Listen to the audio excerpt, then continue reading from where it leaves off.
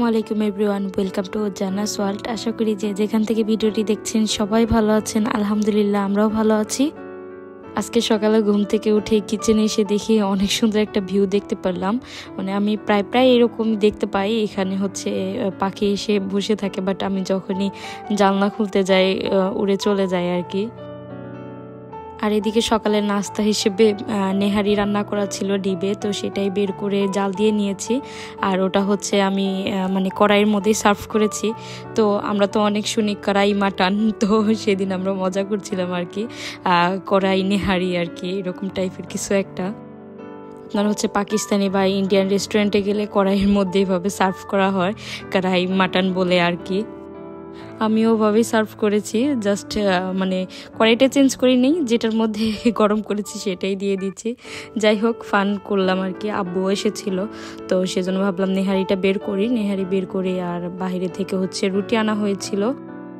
একটা বিশাল বড় সাইজের 1 রিয়ালের রুটি পাওয়া যায় আর কি, সেটা দিয়ে আমাদের চারজন বলছি মানে 3 জনের হয়ে গিয়েছিল। হাইজাও একটু খেয়েছিল।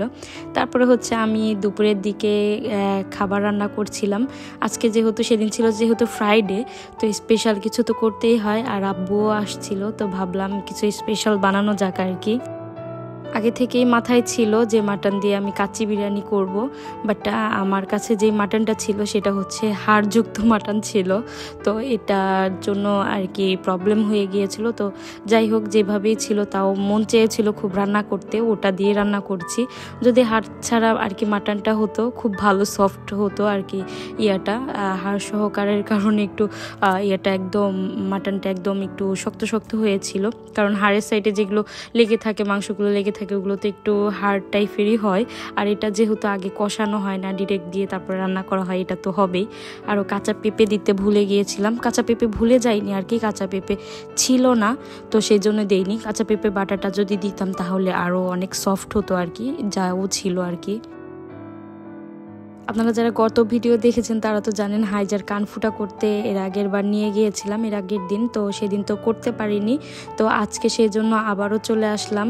আমি চাচ্ছিলাম ওর হচ্ছে বার্থডের আগে কানটা ফুটা করতে। ওর তো 24 নভেম্বর আর কি বার্থডে, তো আমি চাচ্ছিলাম ওকে আগে কানটা ফুটা করে দেওয়ার জন্য, সেই জন্য যাচ্ছিলাম। আমাদের হচ্ছে জুবাইলে এখানে কিম হসপিটাল আছে, তো কিম হসপিটাল হচ্ছে কানফুটা করা হয়। আবার লুলুতেও আপনার কানফুটা করা হয়, গোল্ড মার্ক সবগুলো যেগুলো থাকে না ওগুলোর মধ্যে করানো যায়। বাট আমি গোল্ড সবটার মধ্যে গিয়ে করিনি, কারণ আমি চাচ্ছিলাম হাইজা যেহেতু ছোট, ওকে একটু কেয়ারফুলিভাবে একটু যত্ন করে যেন করানো হয় আর কি। তো সেই জন্যই হসপিটালে আসা, বা পার্লারে গেলেও হতো, বাট আমার মানে বেস্ট লেগেছে যে হসপিটালে গিয়ে করলেই হয়তো বা ভালো হবে, সেই জন্য আর কি এখানে এসেছি। যারা জুবাইলে থাকেন তারা হয়তোবা জানেন কিম হসপিটালে করানো হয়। আর এই তো হাইজাকে নিয়ে আমি ওর বাবার কাছে আগে দিয়েছিলাম, তো ও একটু ভয় পাচ্ছিল, তো তখন ও আমার কাছে এসেছিল, তো তখন আমি আর রাখতে পারছিলাম না, আমার খুব ভয় লাগছিল, পরে ওর বাবার কাছে দিয়েছি। তো এখানে হচ্ছে সেই খুব দুঃখজনক মুহূর্ত, হাইজা কে কানটা ফুটা করে দেওয়া হলো। আমি তো ভেবেছিলাম ও মনে হয় অনেক বেশি কান্নাকাটি করবে, ধরতেই দিবে না, বাট সেরকম কোনো কিছু হয়নি। কান্না করেছে জাস্ট আপনার 2-3 মিনিটের মতো হবে হয়তো, বা একটু কান্না করেছে। ও যেন কান্নাটা কম করে সেজন্য ওর জন্য আর কি একটা চকলেটও নিয়ে গেছিলাম। ও হচ্ছে এরপরে একদম সুন্দর একদম কানটা দেখাচ্ছিল যে ও ফুটা করেছে। তো তারপরে হচ্ছে আমরা পার্কে চলে আসলাম, ওর বাবার একটু কাজ ছিল, তো আমাদেরকে নামিয়ে দিয়ে ও হচ্ছে কাজটা কমপ্লিট করতে গিয়েছে। আর আমাদের একটা খাবার দাবারের আয়োজনও ছিল, মানে খাওয়া ছিল আরেকজন, তো সেই জন্যই পার্কে আর কি আসা। তো যাই হোক, আজকের ভিডিওটা ছিল এই পর্যন্তই। ভিডিওটা ভালো লাগলে অবশ্যই একটি লাইক দিয়ে দিবেন আর কমেন্ট করতে ভুলবেন না। দেখা হচ্ছে নেক্সট ভিডিওতে। Thanks for watching. আল্লাহ হাফেজ।